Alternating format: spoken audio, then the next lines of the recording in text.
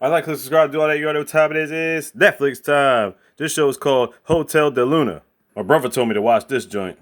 That's why you see his picture in the thumbnail. 16 episodes, an hour and 15 minutes apiece. We're going to cover episode 1. Let's get it.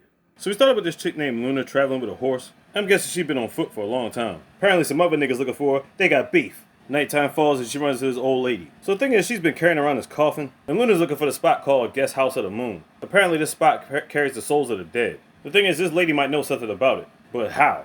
Then all of a sudden we see the souls of the dead right behind her. Can this lady see it too? So she tells Luna she's been standing at her destination the whole time. She's like, man, what the fuck you talking about? Then we found out the people that are coming for her are actually ghosts. So then we get a flashback. We found out the people that was chasing after her were already dead. And on top of that, she's the one that killed them. So what was the beef? Why did she kill these people? Did she do something to their clan? Were they just chasing her? They don't tell us just yet. Then she picks up this bloody rag that happens to belong to her. Guess it was some type of talisman or something. I'm not exactly sure. Then she thinks somebody's behind her. She takes a swipe and ends up stabbing at this tree. And the sword's bleeding and whatnot. Then we get this flashback about some people, might be a friend of hers. I'm not really sure what the situation is with that, with the flashback, but she has some beef back then. Then the tree sucks in the sword and it gets bigger. Next thing you know, the wind's blowing and it builds up this hotel. The Guest House of the Moon, that's what she's been looking for all along. There you go, that's a better view of it. Then we found out the old lady actually had her coffin, and as it turns out, she opens it up and sees all these trinkets in there with bloody swords and whatnot. So it's not even a body in there, it's really just equipment. She takes it as fireflies are flying around. Maybe those are the souls of the departed or something. Then we fast forward to 1998. This little boy's name is Chan, and he's chilling with his dad. Yeah. This couple walked by and lost some money. Dad tried to slip it under his foot, but his son gave the people back the money. And now this lady's trying to sell him flowers. But his dad ain't going for none of that shit. Then we see the situation with a bunch of police by the water. This chick comes rising up. Who the fuck is that? Who's this guy looking all sad? Well, apparently they found this lady by the name of Detective Lee. They just carried her body off, and this is her ghost. That's right, her spirit wandering the earth. Meanwhile, we get to this area where this chick is wandering around, and we find out it's Luna. Holy shit, she's still alive? Well, maybe not, because apparently the place they're in is Hotel de Luna, and they make sure all the dead are kept here. So I'm guessing this place is basically just the afterlife. So it's this building on the small outskirts of town, and it grows into a bigger building. Matter of fact, it's like the tallest building in the entire town. Meanwhile, we got Chan's dad running from the police. Apparently he stole a cash machine, and he ended up falling down the steps, just laying there. Is he gonna get up? He ends up getting up and getting a little bit of money that was in there. You gotta hurry up, the boy's back up on you. He ends up wandering across the hotel, and then Detective Lee comes in there and checks herself in. Because it's only for the dead, which this guy basically explained in the scene right here. Which Chan's dad didn't hear, he just goes right in. Looks luxurious and all that, so he's just thinking to himself, it's just a regular hotel. Well, anyway, he goes to sit down and he sees Detective Lee sitting there. Then she notices that the back of his head is bleeding. So wait a minute, is he dead for real? Because apparently you can't even be in this hotel if you're not dead. Hell, you shouldn't even be able to see it. The managers looked at him as he walked away and found out this guy's still alive. They said, we can't have that because if Luna finds out, she's gonna be pissed off. Meanwhile, he starts walking around the hotel. He sees this gold statue with a snake on it. He thinks about taking it, but then thinks better of it. But then says he'll be back for it. This nigga must have been a thief all his life.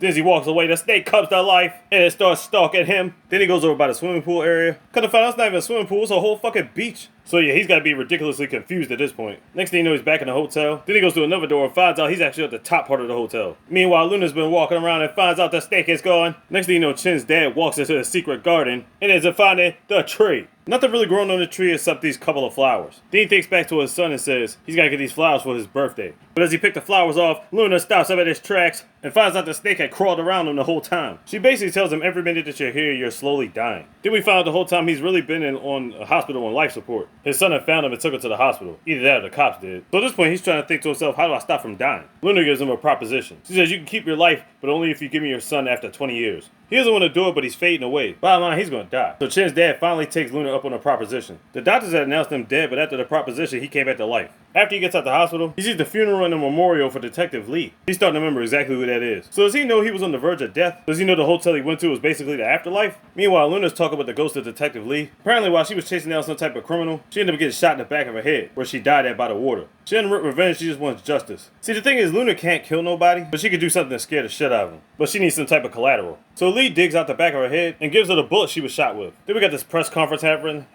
and they're honoring police officers and whatnot. That was the guy who looked sad at the incident. Then all of a sudden this loud ringing comes out of nowhere. Then Luna walks in with this purple dress and a fucking shotgun, about to handle business. But the only person that can see her is the police chief. She comes in and shoots him straight in his heart, and he's thinking to himself he's about to die. Now nothing really happens to him, he's just scared to death. But the thing is, how is he able to see her? Unless this is just her doing. Then all of a sudden Detective Lee pops up and he can see her too. So wait a minute, she talked about getting justice. Is he the one that shot her? She did say it wasn't going to be easy to kidnap the culprit by regular means. So was he the one behind this scandal the whole time? So basically he's spazzing out and everybody thinks he's crazy. Then we go back to the hotel. Apparently she got paid for her services. And all that diamonds. She thinks to herself, oh yeah, I'm about to use this for some wine. But then everything comes with a cost. He takes his share for the cost and expenses of the hotel, the food that's been there, and a bunch of other stuff. And also with the expense of taking Chin's dad offer to take his son in about another 20 years. You gotta pay for everything, including souls. So dad starts thinking about all this stuff, and he tries to go back to the hotel. But he took his son there, but the hotel don't look like nothing. So he tells him to stay right there, he's gonna go look for something real quick. All of a sudden the car pulls up out of nowhere. All of a sudden it's Luna. How the hell is the son seeing him? Seeing her? She looks at him and then drives off. So now it's 2019, 21 years later, Chin's a grown man. He's trying to get a job at this one particular hotel. The manager there actually wanted to hire him a while ago, but he turned it down. So when she asks why, that he wants to do it now all of a sudden, he felt like now is the time he'd be ready for it. Then we found out all the stories that his dad's been telling him for years. He told him about Luna, the hotel, how he's got to give him up to Luna in about 20 years, the flower stuff, all that shit. He believes it, but then he kind of doesn't. But every year he was getting flowers from her, and every year he kept relocating, because he just didn't want to find out. He gets some flowers again, but he's so scared, he just tossed the flowers in the trash. Next thing you know, he's getting on the subway. It happens to be ridiculously crowded. Then he goes to this one cart that doesn't have anybody in it. Who's he see sitting down? Luna, with the flowers that he threw away earlier. So he doesn't know if she's trying to kill him or not, but she basically just blows at the top of his head. He doesn't know what Luna did to him. All he knows is that she wants him to come work for the hotel. Next thing you know, he's out of the subway, he's back on the street. Then we get a flashback. He remembers his dad saying, stay the hell away from this lady. Now, what he was doing in the hospital, I don't know. Bottom line, I think he's going to listen to his dad. I think he was trying to call his dad, but he ain't get no service. Next thing you know, he sees this lady waiting for a cab. Why is this lady face so pale? She moved her glasses and what the fuck, she ain't got no eyes? What is this? So apparently what Luna did was give him the power to see ghosts. And there's Luna there to keep an eye on him. The thing is, she don't want to scare him half to death because she needs him to live. But apparently random ghosts just pop out of nowhere. Now the fact he has the ability to be able to see him. The thing is, the only reason she's to be able to chase him because he's making noise, because she can't really see him because she ain't got no eyes. And right when he's pretty much cornered, she's there to rescue to save his life. Not like the ghost could really kill him anyway, but still. She throws a rock somewhere and the ghost starts wandering off. Then she forces Chin to take her to a restaurant. It says if he doesn't, his eyes will be closed shut permanently. I don't know if she's fucking with him or if it's actually true or not. Bottom line, Chin ain't taking that chance. So they go to eat, she's taking pictures of her food. Then we see in the background this little homeless bum is getting groceries. We turns around and see Luna and we found out, oh, that's the police chief dude. His life must have turned to shit after people thought he was crazy. He thought he got shot and whatnot. Then she shows Chin something out the corner. There's another little boy, he's actually a ghost though. So I know at this point Chin is like, why the hell am I seeing this?